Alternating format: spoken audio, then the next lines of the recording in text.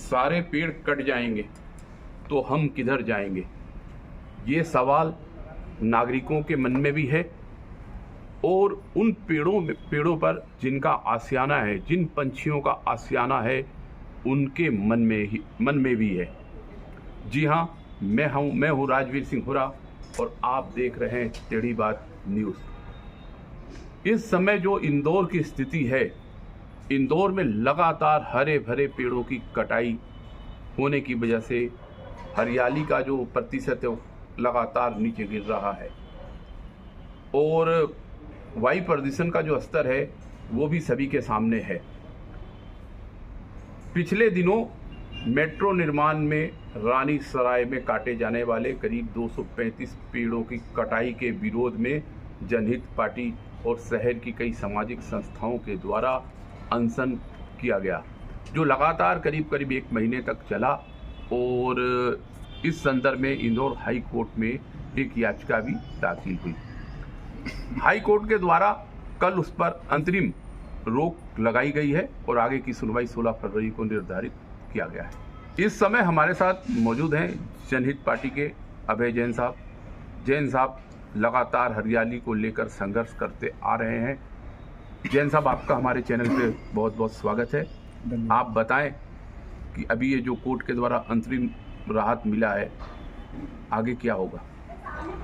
हम लगातार इंदौर की हरियाली के लिए आवाज़ उठाते रहे हैं। एमओजी लाइन से लेकर हुक्मचंद में हो, चाहे मल्हार आश्रम हो, हमको सड़क पर लड़ना पड़ा। और ये जो रानीसराय रीगल तिराहा है, ये तो शहर का एकदम हृदय स्थल है। यहाँ 250 पेड़ तो हैं ही, साथ में 5000 से लेकर 10,000 तक तोतों का निवास है। तोते तो मध्य प्रदेश में संरक्षित पक्षी में आते हैं, इनके लिए सरकार द्वारा विशेष योजना भी है, पर फिर भी उन तोतों की चिंता किए बिना वहाँ मेट्रो स्टेशन ले आए हमारे नेता लोग और उसके लिए वहाँ पर पेड़ों का विनाश होना के लिए उन्होंने घेराबंदी शुरू कर दी। हमारा 1 महीने से लगातार वहाँ पर 24 घंटे का दिन रात वहीं पर उन तोतों के बीच में हमारा धरना आंदोलन था, क्योंकि हमको लग रहा था कभी भी काट देंगे। नेताओं ने तो नहीं सुनी, पर न्यायालय ने सुन ली और कल न्यायालय ने, उच्च न्यायालय ने हमको राहत दी और 16 तारीख की अगली सुनवाई तक उन्होंने पेड़ों की कटाई पर पूरी तौर से रोक लगाई है। हम चाहेंगे कि ये रोक स्थायी हो और वो मेट्रो स्टेशन किसी अन्य स्थान पर जाए। वो एक 125 साल पुराना एक होलकर कॉलोनी, एक बड़ा ही ऐतिहासिक धरोहर है वो रानीसराय का भवन। हम तो चाहेंगे कि वो यहाँ पर पुरातत्व की धरोहर सूची में आए, वहाँ पर अहिल्याबाई होलकर का म्यूजियम बने, जिससे कि शहर में आने वाला हर पर्यटक हो, चाहे हमारे परिवार के रिश्तेदार हों, उनके लिए हम तोतों से मिलवाने और एक विरासत दिखाने के लिए अच्छा स्थान हो जाए। और इसलिए हमने लगातार आंदोलन किया। हमारा आंदोलन लगातार जारी रहेगा। न्यायालय के निर्णय के बाद हमने और अभी अपना धरना स्थगित किया है, आंदोलन स्थगित नहीं किया। 16 तारीख के बाद हम फिर से निर्णय करेंगे धरने के बारे में। हम चाहेंगे नेता आगे आएँ और शहर की हरियाली जो घट रही है लगातार, जो विकास के नाम पर पिछले 30 सालों में इंदौर की हरियाली 1/3 से घटकर के मात्र 9% रह गई है। कैसे जिएंगे लोग? अभी लोग पानी से मरे, हमने देखा भगीरथपुरा में। आगे क्या दूषित हवा से मरेंगे लोग? क्या इंदौर के लोगों को सांसों के लिए दिल्ली जैसा संघर्ष करना पड़ेगा या गले में ऑक्सीजन के सिलेंडर लटका के चलने पड़ेंगे? क्या करने वाले हमारे नेता लोग इस शहर का? जरा विचार करें। इंदौर की 34 लाख जनता की सांसों के लिए आगे आएँ और इस मेट्रो स्टेशन को अन्य जगह पर ले जाएं। अच्छा, मेरा दूसरा सवाल ये था कि देखने में आ रहा काफ़ी दिनों से पेड़ कटाई को लेकर के आप जैसे लोगों का और सामाजिक कार्यकर्ताओं का जो दबाव बन रहा है, उसको देखते हुए एक पेड़ों को ट्रांसप्लांट का खेल खेला जा रहा है। पेड़ों को ट्रांसप्लांट करने के नाम पर 5, 7, 10 फीट का ठूट कर दिया जाता है और जेसीबी से उखाड़ के उसे अन्यत्र कहीं भी गाड़ दिया जाता है और बताया जाता है कि ये पेड़ ट्रांसप्लांट किया जा रहा है। उनमें से अधिकतम पेड़ खत्म हो जाते हैं, पनपते नहीं हैं। लेकिन जनता को गुमराह करने के लिए ये बताया जाता कि देखो हम पेड़ काट नहीं रहे हैं, पेड़ को ट्रांसप्लांट कर रहे हैं, जबकि पेड़ को करने की इनके पास ना कोई नीति है, ना कोई कानूनी रूप से कोई दिशा निर्देश है कि पेड़ कैसे ट्रांसप्लांट करना है, क्या करना है। आप देखेंगे अभी कुछ दिन पहले विजयनगर में भी मेट्रो के निर्माण को लेकर काफ़ी संख्या में पेड़ों को 6-7 फीट तक काट दिया गया। इसको लेकर के जनहित पार्टी या आप क्या सोचते हैं, क्या करना चाहेंगे आगे, इसके ऊपर बताएं। ट्रांसप्लांट तो अभी तक का टोटल फेल है। इतनी अव्यवस्था और इतना करप्शन है, और वो एक अव्यवहारिक उपाय है। पर्यावरण बचाने का एक ही उपाय है कि बने बनाए जंगल को बचाकर ही विकास कार्य किए जाए, चाहे सड़क बनाना हो, चाहे ब्रिज बनाना हो, या दूसरी कोई भी योजना हो।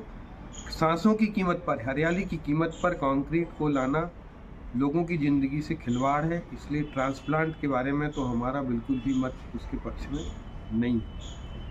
और लेकिन आज क्या हो रहा है, छलने के लिए सबसे पहले तो ट्रांसप्लांट के पहले भी एक धोखा करते हैं जनता के साथ। ये क्या करते हैं, जो सर्वे करते हैं, सर्वे में ही पेड़ों की संख्या कम कर देते हैं। जैसे मान लीजिए 250 पेड़ हैं, हमने ग्वालियर में चलाया था ठाटीपुर के चंबल कॉलोनी के आंदोलन, तो वहाँ पर इनने दिखाए थे 750 पेड़ सर्वे में, और परमिशन मांगी थी कुछ 250 पेड़ काटने की, और कुछ ट्रांसप्लांट की मांगी थी, उनको मिली परमिशन। हमने जब वहाँ जा कर के पंचनामा बनाया पेड़ों का, तो 4200 पेड़ उसमें निकले, जो इनने 700 बताए।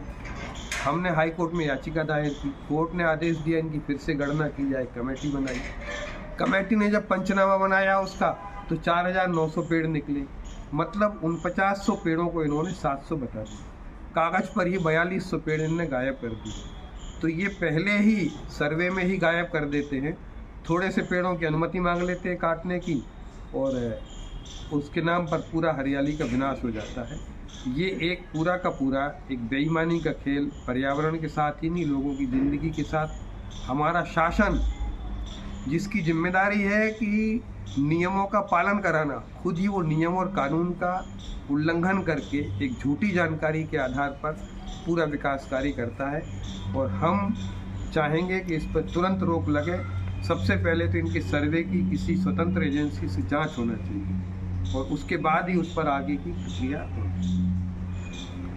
देखने में एक और चीज़ आ रहा है, जो मीडिया रिपोर्ट्स के द्वारा भी पता चला है कि इंदौर के अंदर आसपास के गांव और शहरों से काट कर बड़े पैमाने पर लकड़ी लाई जाती है, परिवहन किया जाता है, और कहीं ना कहीं यह सब वन विभाग के संरक्षण में ही हो रहा है। जो लकड़ी प्रतिदिन लाई जाती है उसकी संख्या कम से कम 25-50 ट्रक के आसपास होती है। इसको लेकर भी क्या जनहित पार्टी कोई कदम उठाएगी? अभी तो इस प्रकार का हमने कोई आंदोलन किया नहीं है, क्योंकि लगातार चाहे नदियों का खनन हो, जिससे नदियों का नुकसान हो रहा है, चाहे पहाड़ों का हो, तो चाहे जंगलों की कटाई हो, ये लगातार सरकारी अधिकारी और नेताओं के संरक्षण में लगातार पूरे देश में जारी है। पर अभी तक हमने इस दिशा में कोई आंदोलन नहीं चलाया है। हमने ओंकारेश्वर में जरूर नर्मदा नदी को बचाने के लिए और उस ओंकार पर्वत के लिए आंदोलन चलाया था, और उससे काफ़ी कुछ राहत तो मिली है, पर ऐसा अभी कोई व्यापक स्तर पर आंदोलन नहीं चलाया है। आगे हमारी शक्ति और आवश्यकता के अनुसार हम इस पर विचार करें। सांसें हो रही है कम, आओ पेड़ बचाएं। हम पेड़ लगाने के लिए तो बहुत अभियान चल रहे हैं, उसमें करप्शन भी बहुत हो रहा है, पर तैयार पेड़, आज के सांसों की ऑक्सीजन की पूर्ति तो आज के तैयार पेड़ ही कर सकते हैं। इसलिए आज के पेड़ों की कीमत पर हम कोई भी काम नहीं होने देंगे। जो भी हरियाली देश में मौजूद है वह सब प्रकृति की देन है, प्रकृति ने दिया है। हम लोगों ने या हमारे पूर्वजों ने कोई पौधारोपण नहीं किया, और आज हम पौधारोपण के नाम पर दिखावा कर रहे हैं और प्रकृति के द्वारा दिए हुए वृक्षों को ही लगातार काट रहे हैं।